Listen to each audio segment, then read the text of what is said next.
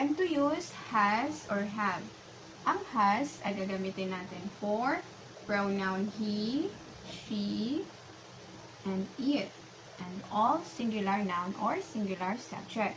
Ang have naman ay gagamitin natin for you, we, they, and all plural nouns or plural subject. Okay, let's go to number 1. She have a red bag. The answer is yes, has, since she is singular. So, has yung sagot. She has a red bag.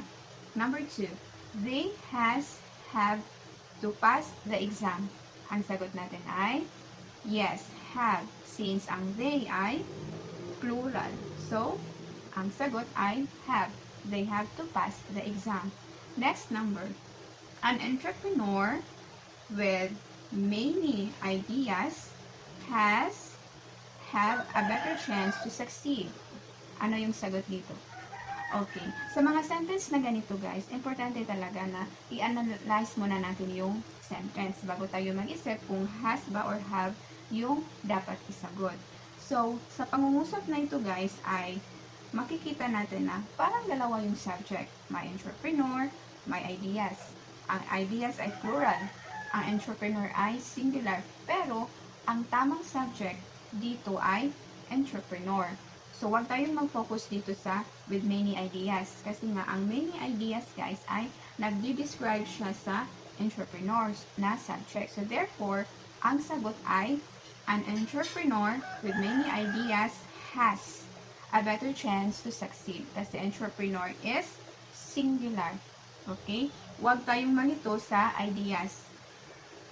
Huwag tayong mag-focus dyan. Dito tayong mag-focus sa pinaka-subject ng sentence. So, since entrepreneur is singular, has yung sagot. Okay? Number 4, he does not have a laptop.